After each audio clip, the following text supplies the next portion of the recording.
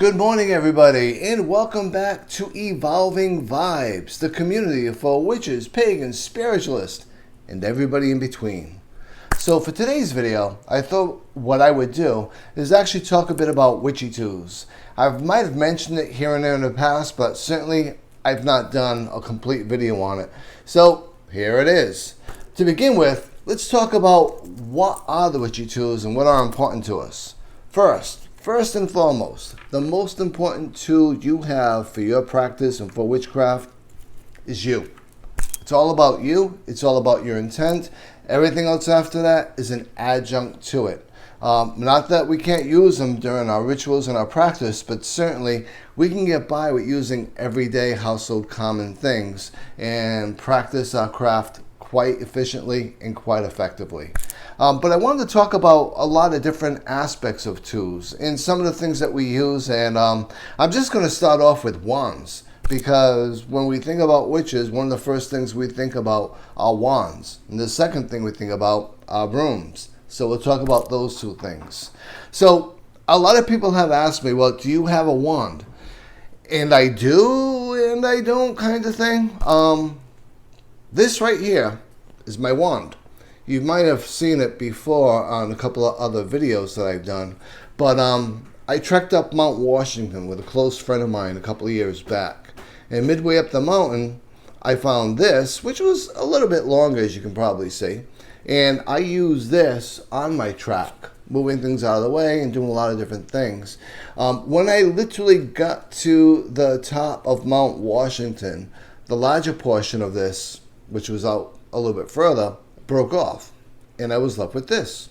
And at that stage of the game, it went back to camp with me, of course, and I even used it when I was actually churning the campfire that night. And this became my wand. It found me, I found it, and it's been my wand ever since, and it's from my trek onto Mount Washington. So it's definitely infused with my energy, and it's definitely something that I keep on my altar. Now, do I use it? Good question. So wands can be used for casting circles. It can be used for very specific purposes. But the whole idea of a wand is that we're taking our energy and we're funneling it through an object to make it more pointed. So certainly, depending upon who you talk to, people will say this is very important. Me personally, I think it's more of a ceremonial aspect of things. Like, I know I can just do that and get the same result as I would with this, especially if I'm just using one finger. So the whole point of that being, don't go out there spend all tons of money on wands. If you want to, feel free, of course, but you don't feel the need to have to. You can find something that resonates with you, an object that finds you, and certainly use that as your wand. And as a go-to tool, you have that to use as your wand. So this is my wand. This is one of the aspects of my tools. Now, going along with wands is athenes. So this actually is my athene. Now, you're going to find one very common topic with all of my videos. I don't spend a lot of money on tools. Neither should you. So this athene I actually found probably a good 8, 9, 10 years ago. And I traded this for a used leather jacket. I do like doing bartering, and I do like to get my tools in that manner. So this athene is ceremonial, of course. It's not sharp at all, but it's utilized by me, again, for casting circles, for pointing, a lot of different things. It probably weighs a good solid 2 to 3 pounds. It's quite heavy. You can't really appreciate how heavy it is in the video, but it's really just solid metal and heavy. And as you look closer at it, you can see how ornate it actually is, with the glyphs on it and such, as well as on the top. And that's what really resonated with me. And that's what really made this my athene. Same thing goes with its sheath. It's quite ornate. It's got a lot of detail to it. And it's just something that really vibed with me, especially right here. So I've been utilizing this for many, many years. And again, for casting circles and a lot of the other things that you actually use anathemy for, because anathemies are not actually used for cutting, they're actually used for ceremonial magic, pointing, anointing, all sorts of things. So that's my anathemy. Now, keeping on that same topic of anathemy, this is my go-to tool for when I'm cutting things. When I'm going out in the forest, or if I'm actually going out looking for herbs, this is what I actually use. Same thing goes in one of my last videos, and here comes Reese. In one of my last videos, you probably saw me shaving off some Palo Santo because I was using that in one of my witchy's balls that I was actually making. And again, this is the tool that I use for that. Its sole purpose is magic for me, so I don't really use it. I don't use it at all for anything else. It either sits on my altar or it goes in my travel bag that I use when I'm going out trekking around, or if I'm going out on a hike in the woods. I'll have this, I'll have my grimoire, and a few other things. Speaking of grimoires, let's talk about that, right? So this, of course, you've probably met my buddy before. This is my grimoire, my go-to book. The history behind it is that my sister bought it. My sister has since moved to Tennessee. I love this book. I use it all the time. I sleep with it. I carry it. I do a lot with it. And you can check out my Grimoire tours and see what's actually inside of it, as well as the story behind all of these ornate little tools right here. So certainly feel free, check out that video. But obviously, you should have yourself a grimoire or some form of magical journal. Now, my everyday thing, because I can't carry this around with me, especially where I work, is to carry this in my work bag. So this is sort of like my mini go-to grimoire. Now, I don't utilize this to keep spells in, because if I'm going to do a spell, I can think of it in my head and do it that way. But I use this to record different things in my day, most specifically quotes. If you've known me, you probably know me well enough from a daily aspect to hear me say, that's the quote of the day. That made it in my book. This is the book that I'm talking about. So if someone does say something that's really profound or really strikes me or resonates with me, it goes in this book. If I'm reading something and I find a quote that really, really resonates with me, again, if I'm not near my main grimoire, it goes in this book. However, all those quotes and all those things end up making it inside of this book. And when I need some reassurance, if I need some reinvigoration, or if I need some inspiration, I go through my book and I start reading some of the quotes. And if you remember from my grimoire tour, they're all in different colors because I really feel colors when I'm actually looking for quotes or for inspiration. So they're here. So those are the grimoires, or I should say the main grimoire and my notebook. Some of the other things that we use as witches that we'll talk about are chalices. So this chalice stays on my altar, one of my altars. And you can see it's somewhat ornate. Believe it or not, this chalice is not much more than like 5 months old. I got this in a witchy box, but you can see how poorly made it is. And the reason I bring this chalice up is, yep, I do keep things in it. Mostly, I keep some crystals in it. And it literally just sits on my altar. Now, the reason I brought up that chalice is you don't need to go out and spend yourself $15, $20, $30 on chalices like this. You certainly could, but think about it. Number one, it's not really good for drinking because you can't really clean it, and it's just going to cause some potential health issues for you. And number two, why spend that money? If you got the money, you want to spend it, have at it. But certainly, you don't need to. This right here is my go-to chalice. You can see how ornate it is. And you can see how wonderful it is. And believe it or not, this thing I got probably around 20 years ago. And it's kept in a safe place, except of course, well, when I'm using it for ritual. And that's still a very safe place, one might argue. All that being said, this is what I use for rituals. This is what I use when I'm actually doing things with my magical practice. Other than that, it stays in a very safe place. Now here's a secret for you. I got this at a flea market in an antique shop area, and I paid $1.50 for it, maybe $2. Yeah, so $2 for this wonderful, beautiful, magical object, which is actually crystal, or 15, 6, 8, 10, 15, 20. I'm just throwing numbers out right now, just being random. For this object, which doesn't age well, you don't want to drink out of it. And I don't know about you, but even if you were drinking out of it, how much fluid are you going to keep in that? Really? If I'm going to do libations, I want libations. So, something to consider. Here's another one for you. Bells. This bell. When I get that little witchy box, I got this bell too. It's cute, but if you can see, it has not aged well. And by aged well, less than a year old. I know I live in southeastern Massachusetts, and I live by the water somewhat, so there is a lot of salt in the air, but really? So I've priced these out, and you can pick these up between $8 to $15 for this size. Okay, great, $8 to $15 for that size.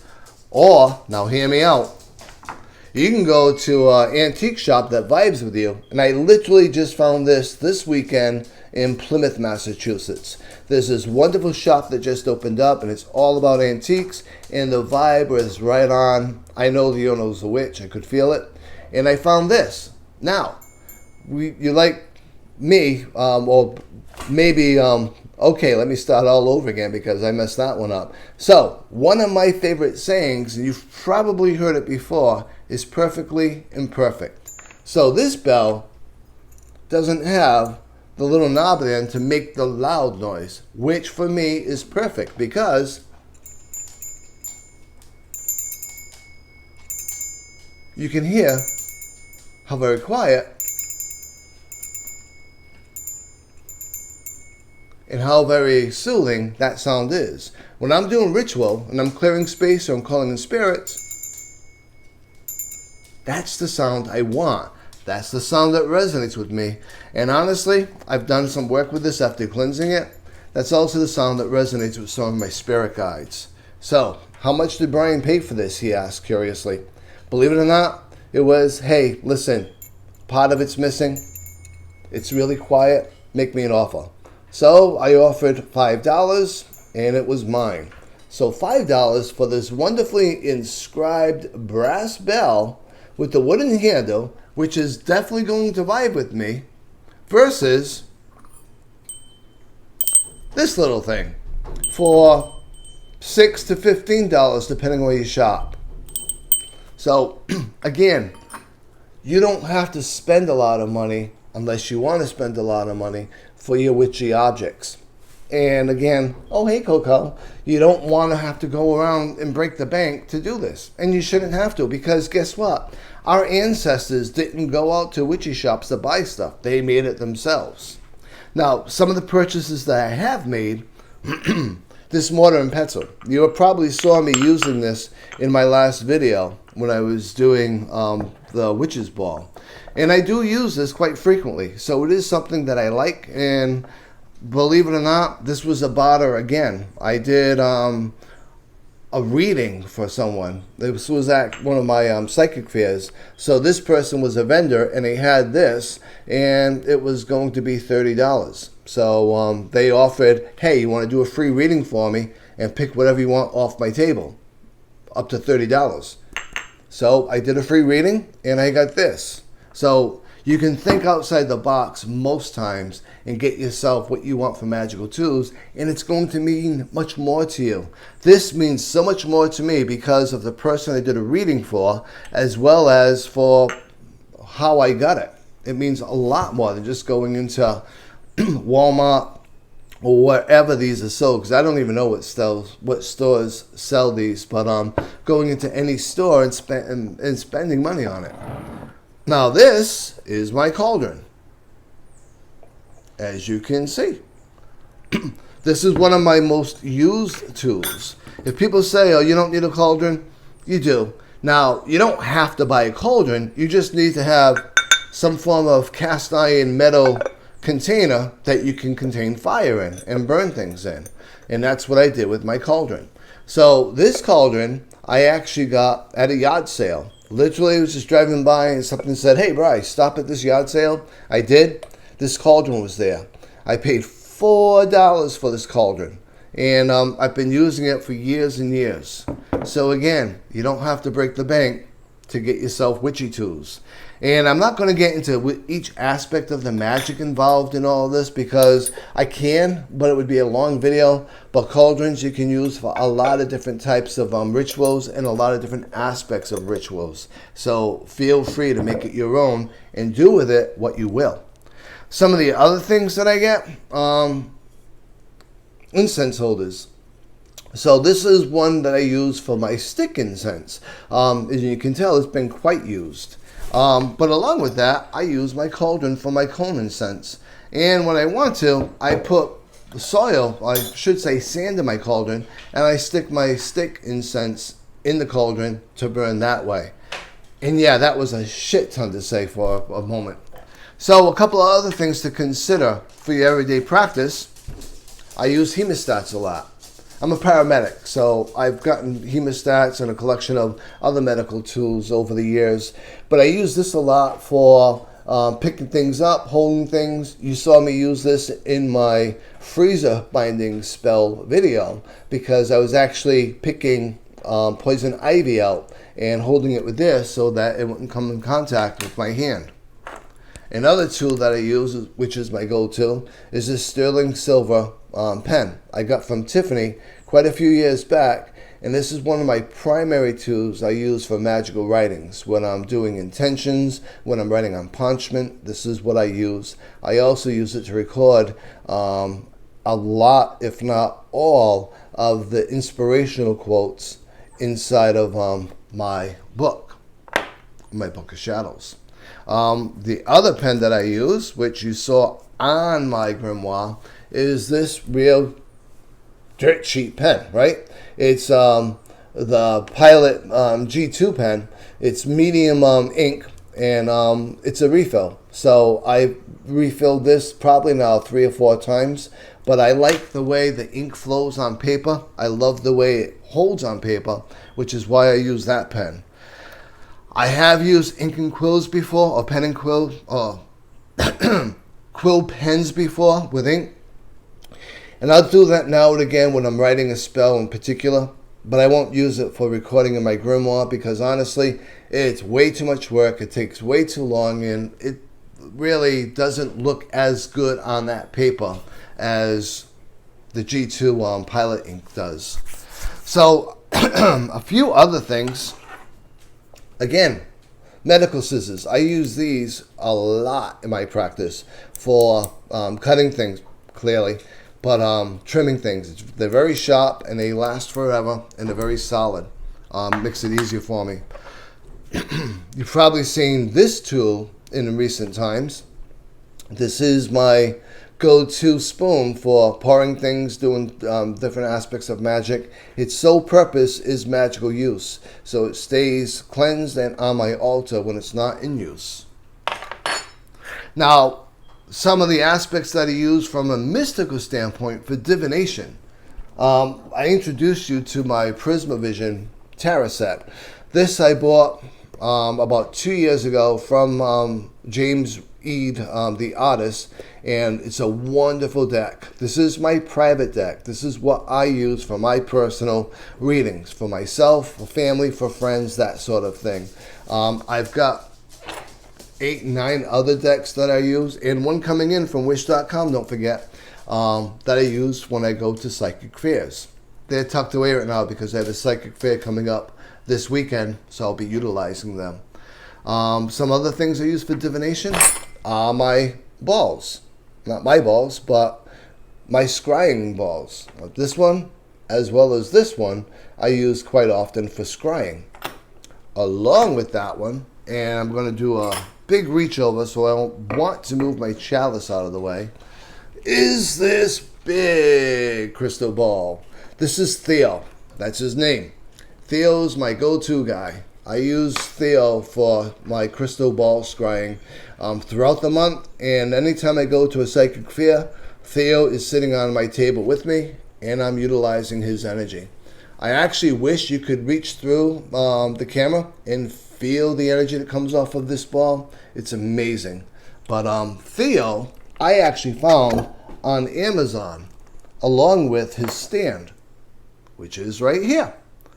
And I actually paid, now hear me out, he's 10 pounds of quartz crystal. I had to put him down. But I actually paid $60 for that ball.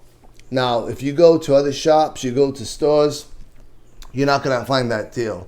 You go on Amazon, you can actually find them, and it's worth it. I really love Theo. It's coming up to a year that I've had him, and he's been great. Another tool that I use for divination is this mirror, this compact mirror.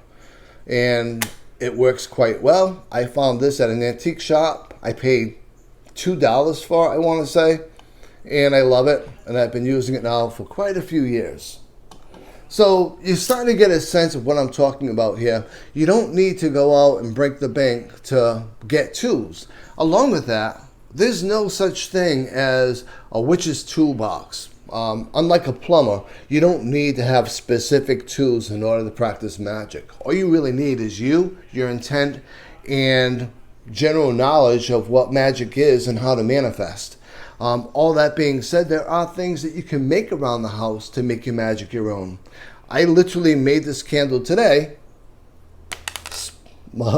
for this video. It's not quite dry yet, but I've got some herbs in there. I've got some stones in there. I literally took a tea candle, put it in a pot with some water, let the water boil, and let the candle wax melt. Then I took some bay leaves and I broke them up, sprinkled them in, because this is going to be both for peace as well as prosperity when I burn it. I've also got some other herbs and a couple of different stones in there. Certainly, again, took me 5 minutes to make. I'm going to use it for a spell that I'm going to be working on and for prosperity. And it doesn't take any extra energy or time. You can go out and buy candles like this at a magic shop or at a market or whichever. And if these stones keep jumping off to make me look bad, we're going to have a talk. But that all being said, you can go out and spend the money on it, or you can just make it yourself. Now, I wouldn't be doing this and flying it around if I were actually utilizing it. This is really for this video itself. If I were using it for magic, I would have put all that in, put it on my altar, and then lit it up. So you wouldn't have flying stones everywhere, in case you were wondering. Another aspect is the witch's Bessom. So let me show you my little buddy. So this is actually what hangs in my doorway. I've got two more Bessoms that you've probably seen in other videos in the background. But this one's in my doorway. Like I said, I work quite closely with Hecate. This key does represent that. And this actually hangs on my door for protection, for abundance, for a lot of different intents that I've infused into it. But I took it down so I could show you. Now, what are Bessoms or brooms used for in magic?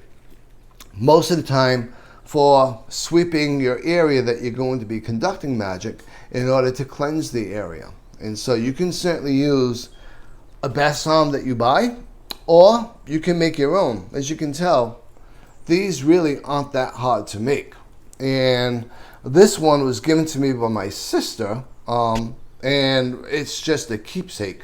That's why it's actually in my door versus part of my magical practice, where some other ones, one of the other ones my sister gave me, I do use as my magical practice. However, you don't need to use a Bessom to cleanse your area. You can cleanse your area yourself. You can get yourself a regular broom at Walmart and call that your Bessom and use it for cleansing your area. Most of the time when you see things like this, it's for the aesthetic and it's wonderful and it puts you in that magical state. But you got to realize that you can always be in that magical state. It's up to you. So quickly closing out the video, a couple other things that I do use that are everyday objects. This is sand from Newport Road. Actually, this sand is from P-Town. I went to Provincetown last summer with some friends. We went to the very tip of the United States down in Provincetown. It was quite a little hike, and I collected sand from the beach. This, as well as this, are both from that same track. Now, what I do with these is they stay with me either on my altar or when I'm doing readings. And when I feel I need to ground or cleanse, I just do that. And they reabsorb the memories and the energy from that day and the joy that I have with that day. And it helps cleanse me and ground me out. Took nothing to make. And I paid less than 10 cents each for these little bottles. And you can buy those at Michael's, Hobby Lobby, online, you name it. And just, I asked if I could collect some sand and some stones, and I left an offering after I did. And that's how we practice. That's what we do. If you see something that resonates with you and you want to utilize it in your life and in your practice, be respectful and ask first, but always turn around and leave an offering afterwards. That's where the magic lies, right? So, I do hope you enjoyed this video. I literally could go on and on and on and on, but I'm sure you don't want to hear it, and I'm sure that as you can probably tell, it's getting a little warmer here. We're in the middle of a heat wave in Massachusetts, so I am going to close off this video. Next time we talk, though, when we bring up tools, I'll be talking about my jewelry, how I cleanse them, how I indoctrinate them into my practice, and how I use them. But before I go, I just got to talk about this one piece of jewelry right here. So, this is something that I ran into at my last psychic fair, and I love it. It's a wolf's head. And obviously the clasp just fits right into the wolf's mouth. So, the reason this resonated with me is maybe you've heard of this Native American tale before about a grandfather talking to his grandson and saying to the grandson how all humans have two wolves living inside of them. One is full of hate, one is full of anger, one is full of envy, pride, all the things that we want to stay away from if we want to keep our vibe going up. The other wolf is is all about compassion, love, understanding, patience, protection, all the positive attributes that we want to strive for in this realm. And so the grandson says to the grandfather, well, grandfather, with those two wolves inside of us, which one survives? Which one takes over? And the grandfather wisely looked at the son and said, the one we feed. So that story I heard years ago, and it really resonated with me. And that's where this wolf came from. This represents the patience. This represents the virtues and attributes that I strive for in every day. So when I'm going through a situation that I find disenchanting, I'll find myself just petting my good wolf, reminding myself of where I need to be and what I need to be doing in order to get through the day and maintaining my vibe and not sinking down to that other level that we don't want to get into. And it works great. So this, to me, is one of my most important pieces of jewelry that I've gotten in a very, very long time. So, I do hope you enjoyed this video. I enjoyed making it. I love sharing my magical tools with you. Be sure to check out these two videos popping up next. There's going to be a lot more information for you. And as always, please, please, please, be safe, be well, and as always, be blessed.